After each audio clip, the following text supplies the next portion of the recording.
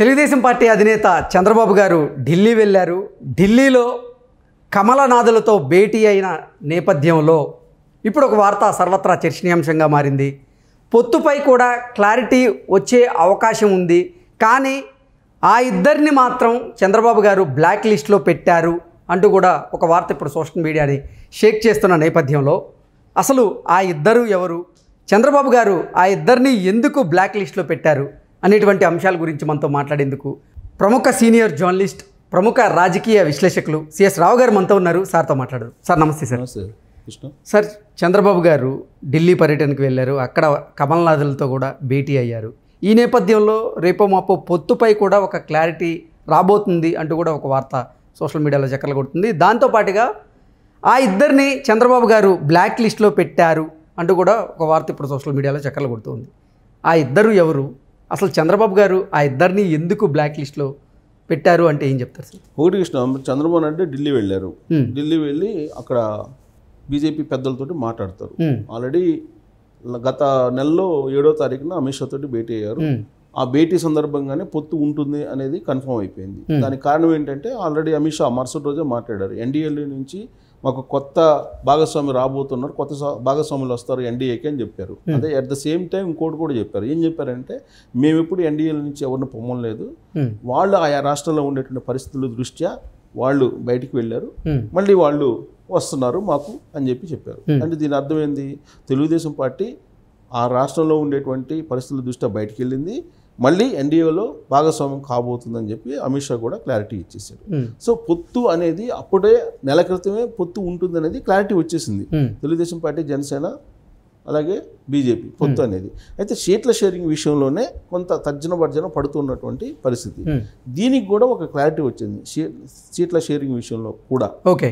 So ఎలా clarity వచ్చిందంటే 4 ఎంపీలు ఎవరికి, బీజేపీకి. సో 6 ఎమ్మెల్యేలు. ఇది ఈక్వేషన్ 4-6 లేదంటే 4-8 ఇది 4 ఎంపీలు కన్ఫర్మ్. సో అయితే ఇక్కడ ఒక ట్విస్ట్ ఏంటంటే ఇప్పుడు 3 ఎంపీలని జనసేన పార్టీకి ఇచ్చారు, ఒక ఎంపీని తగ్గించుకునే అవకాశం ఉంది జనసేన. కాబట్టి 6 అవుతాయి ఎంపీలు. ఓకే. ఇది జనసేనకి బీజేపీకి 6 ఎంపీలు పోగా ఎమ్మెల్యేలు వచ్చేటప్పటికి ఇప్పటికి 24 మంది ఎమ్మెల్యేలు ఇవ్వడం జరిగింది. ఎవరికి, జనసేన పార్టీకి 24 ప్లస్ బీజేపీకి ఒక 6 ఇస్తామని చెప్తున్నారు తెలుగుదేశం పార్టీ. అంటే 30. 6 ఎంపీలు 30 ఎమ్మెల్యేలు ఆ రెండు పార్టీలకి. కేవలం బీజేపీయే 5 ఎంపీ స్థానాలను ఆశిస్తుంది పొత్తులో భాగంగా అంటూ కూడా నిన్న ఒక వార్త సోషల్ మీడియాలో చక్కర్లు కొట్టింది. సో ఆశించడానికి చాలా ఉంటాయి. ఇప్పుడు జనసేన కూడా ఆశించింది. జనసేన కూడా చాలా మంది ఏం చెప్పారు, 60 సీట్లని కొందరు, 40 సీట్లని కొందరు అసెంబ్లీలో, తర్వాత ఎమ్మెల్యేలు వచ్చేసి 6 అని 8 అని రకరకాలు చెప్పారు. అంటే ఎవరి స్ట్రెంత్ వాళ్ళకి తెలుసు. బార్గెనింగ్కి వెళ్ళేటప్పుడు ఏంటంటే ఎక్కువ కొడతారు, తక్కువకి ఒప్పుకోవాలి. ఎవరైనా అంతే కదా. ఇప్పుడు ఒక బిజినెస్ దగ్గరికి వెళ్ళినా కానీ అతని ప్రొడక్ట్ ఎక్కువ చెప్తాడు రేటు, తర్వాత మనం బార్గెన్ చేసినప్పుడు తక్కువ ఇస్తారు. అలానే ఇప్పుడు బీజేపీ స్ట్రెంత్ ఎంత అనేది బీజేపీ వాళ్ళకి తెలుసు ఆంధ్రప్రదేశ్లో, జనసేన స్ట్రెంత్ ఎంత అనేది జనసేనకి బాగా తెలుసు. ఎవరి స్ట్రెంత్ వాళ్ళకి బాగా తెలుసు. పక్కన వాళ్ళకన్నా కూడా సొంతగా ఎవరి స్ట్రెంత్, ఎవరి మైనస్లు ఏంటి, ఎవరి ప్లస్లు ఏంటి అనేది ఎవరికి వాళ్ళకే తెలుస్తాయి. కానీ మనం ఏం చేస్తాం, వ్యూహాత్మకంగా మైనస్లను దాచిపెట్టి ప్లస్లను మాత్రమే చెప్తుంటాం. సహజంగా జరిగేది అది. సో ఇది మార్కెటింగ్లో జరిగేది అదే, రాజకీయాల్లో జరిగేది అదే, వ్యక్తిగతంగా కూడా జరిగేది అదే. సో ఇప్పుడు రాజకీయ పార్టీలు కూడా అంతే. సో ఓవరాల్గా ఏంటంటే మనకున్నటువంటి ఇన్ఫర్మేషన్ ప్రకారం సీట్ల షేరింగ్ కూడా కొలిక్కి వచ్చింది. 4 ఎంపీలు 6 ఎమ్మెల్యేలు బీజేపీ. అంటే టోటల్గా జనసేన బీజేపీకి ఏంటంటే 6 ఎంపీలు 30 ఎమ్మెల్యేలు. ఇది దాదాపుగా సీట్లు కన్ఫర్మ్ అయిపోయింది. అఫీషియల్గా రేపు బహుశా బీజేపీ జాతీయ అధ్యక్షుడు నడ్డా అలాగే చంద్రబాబు నాయుడు ఇద్దరు కూడా అనౌన్స్ చేసేటువంటి అవకాశం ఉంది. అయితే ఇక్కడ ట్విస్ట్ ఏంటంటే ఆ 30 స్థానాలు ఎమ్మెల్యేలు ఆ రెండు పార్టీలకు, జనసేనకి బీజేపీకి ఇచ్చినాయి. అలాగే ఎంపీలు ఇచ్చినటువంటి 6 ఎంపీలు ఉన్నాయి కదా, ఎంపీలు వీళ్ళలో ఎవరిని క్యాండిడేట్స్ని పెట్టాలి అనే దాని మీద బీజేపీ వాళ్ళు వాళ్ళ పార్టీలో వాళ్ళు కసరత్తు చేసుకున్నారు. అలాగే జనసేన కూడా కసరత్తు చేసుకుంది. కానీ వీళ్ళు 3 పార్టీలకు సంబంధించి చంద్రబాబు నాయుడు సలహా మేరకి ఆ 2 పార్టీలు కూడా డిపెండ్ అయ్యి ఉన్నాయి. ఎందుకు డిపెండ్ అయ్యి అంటే Telugu Desam party major vote bank. So Telugu Desam party major vote bank కాబట్టి తెలుగుదేశం పార్టీకి కూడా అనుకూలంగా ఉన్నటువంటి వాళ్ళని మాత్రమే అభ్యర్థులుగా పెట్టాలి. అలా కాకుండా తొలి నుంచి తెలుగుదేశం పార్టీ మీద విషం చిమ్మేటువంటి లీడర్లు ఎవరైతే ఉన్నారో వాళ్ళకి గనక ఆ పొత్తులో భాగస్వామ్యంలో భాగంగా జనసేనలో నిలబెట్టినా లేదా బీజేపీ వాళ్ళు నిలబెట్టినా ఈ ఓట్ల షేరింగ్ అనేది తెలుగుదేశం పార్టీ ఓట్లు అనేది కన్వర్షన్ కావు అనేటువంటి ఒక అభిప్రాయం. అందుకే 3 పార్టీలకు ఆమోదయోగ్యమైనటువంటి ఒక అభ్యర్థిని లేదా తెలుగుదేశం పార్టీకి ప్రధానంగా ఆమోదయోగ్యమైనటువంటి అభ్యర్థినే అటు జనసేన కానీ ఇటు బీజేపీ కానీ పెట్టాల్సి ఉంటుంది. అదర్వైజ్ ఓటమి పాలవుతారు. అందుకే ఇప్పుడు తెలుగుదేశం పార్టీ మీద తొలి నుంచి విషం చిమ్మి వ్యక్తిగతమైనటువంటి కక్షను పెంచుకొని తెలుగుదేశం పార్టీ మీద ఉన్నటువంటి లీడర్లు ఒక 2 ఉన్నారు బీజేపీలో. ఓకే. సో ఆ ఇద్దరిని ఒకవేళ బీజేపీ పొత్తు కన్ఫర్మ్ అయింది కాబట్టి ఈ 6 మంది ఎమ్మెల్యేలు ఎవరైతే ఉన్నారో ఆ 6 మంది ఎమ్మెల్యేల్లో వీళ్ళిద్దరు కూడా ఉంటే వాళ్ళిద్దరు ఓడిపోయేటువంటి అవకాశం ఉంది. తెలుగుదేశం పార్టీ ఓట్లు వేయరు, జనసేన కూడా వేయదు వాళ్ళకి. అందుకని ఆ ఇద్దరు తప్ప ఎవరైనా పర్వాలేదు అనేటువంటి యాంగిల్లో అంటే ఆ ఇద్దరు కూడా ఇక్కడ బీజేపీ వాళ్ళు, ఆ ఇద్దరు బీజేపీ వాళ్ళని బ్లాక్ లిస్ట్ లో పెట్టేశారా? అయితే ఆ ఇద్దరు బీజేపీ వాళ్ళే కానీ అభ్యర్థులుగా మాత్రం వాళ్ళని పెట్టకూడదు అనేది కండిషన్. చర్చల్లో, ఢిల్లీ చర్చల్లో జరిగినటువంటి అంశం ఏంటంటే ఆ ఇద్దరు పోటీ ఉండకూడదు. ఆ ఇద్దరు పోటీ ఉంటే మాత్రం మీకు 3 పార్టీలో ఉమ్మడి అభ్యర్థిగా వాళ్ళు ఉన్నా కానీ వాళ్ళకి ఓట్లు పడేటువంటి అవకాశం లేదు. కాబట్టి వాళ్ళని బ్లాక్ లిస్ట్లో పెట్టాల్సిందే అని చెప్పి ఒక కండిషన్ అయితే చంద్రబాబు నాయుడు పెట్టారు అని చెప్పి తెలుస్తుంది. ఆ కండిషన్కి బీజేపీ వాళ్ళు కూడా ఒప్పుకున్నారు, అలాగే జనసేన అని పవన్ కళ్యాణ్ కూడా ఒప్పుకున్నాడని చెప్పి ఆ ఇద్దరు ఎవరు ఇదే సందేహం. ఇంతకీ ఆ ఇద్దరు ఎవరైనా కదా, ఆ ఇద్దరు పేరు అయితే నేను చెప్పను కానీ ఆ ఇద్దరు చెప్పచ్చు, కానీ ఇప్పుడే చెప్పడం అనవసరం. ఎందుకంటే ఆల్రెడీ చర్చలు జరుగుతున్నాయి, ప్లస్ దానికి అంగీకరించింది బీజేపీ. ఇలాంటి సమయంలో వాళ్ళిద్దరు పేరు చెప్తే వాళ్ళ అభిమానులు కూడా కొంత ఇబ్బంది పడేటువంటి అవకాశం ఉంది. ఎంతో కొంత అభిమానులు ఉంటారుగా. వాళ్ళిద్దరిలో బాగా అర్థమవుతుంది వినే వాళ్ళకి కూడా. ఒకళ్ళేమో స్టూడియోలో చెప్పు తీసుకుని కొట్టించుకున్నారు.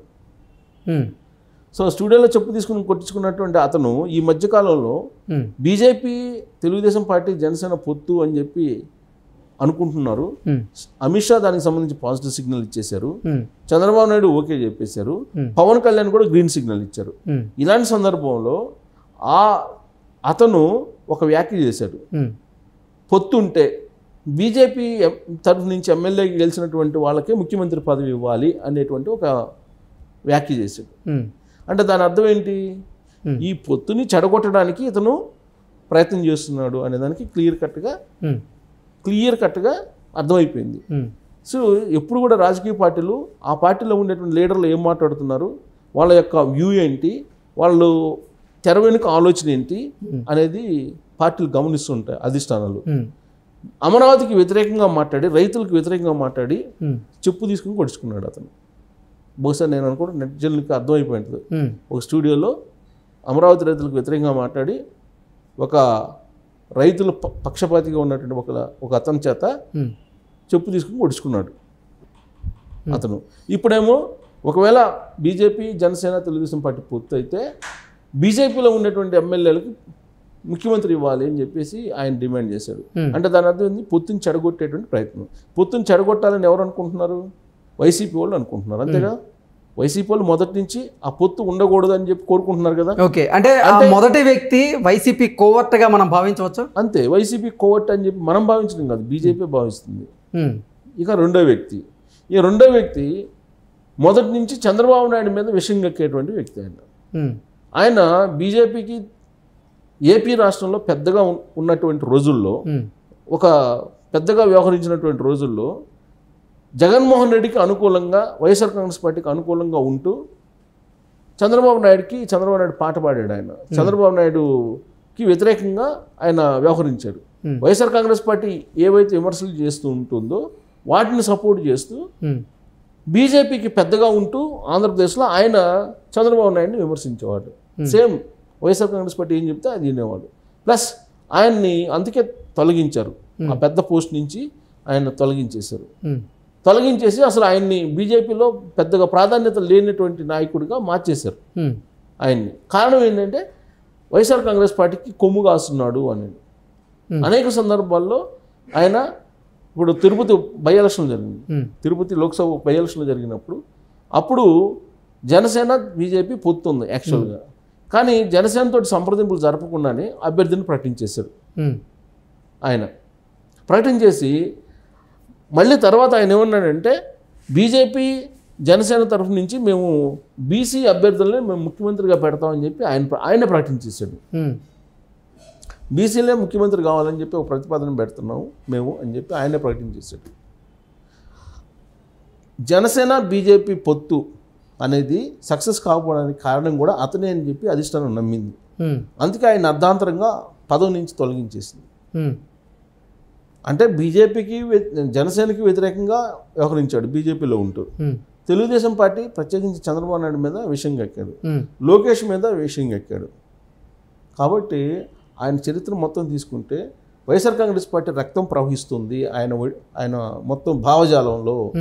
కాబట్టి ఆయనకి టికెట్ ఇస్తే తెలుగుదేశం పార్టీ శ్రేణులు సహకరించవు, జనసేన శ్రేణులు మద్దతుగా నిలవు.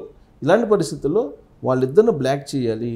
సో వాళ్ళిద్దరిని బ్లాక్ చేస్తే మిగతా వాళ్ళు ఎవరినైనా పెట్టుకోవచ్చు, పొత్తు సక్సెస్ అయ్యే అవకాశం ఉందని చెప్పి ఒక ఫీడ్బ్యాక్ చంద్రబాబు నాయుడు ఇస్తే దానికి నడ్డా కానీ అమిత్ షా కానీ మిగతా బీజేపీకి సంబంధించిన పెద్దలు కానీ దానికి అంగీకరించినట్టు తెలుస్తుంది. కాబట్టి వాళ్ళిద్దరిని బ్లాక్ లిస్ట్లో పెట్టేసి మిగతా పొత్తు వ్యవహారం మాత్రం సక్సెస్ఫుల్గా ఢిల్లీలో నడుస్తూ ఉంది అని చెప్పి మనం విశ్లేషణ చేసుకోవచ్చు. Okay sir, thank you so much. Thank you.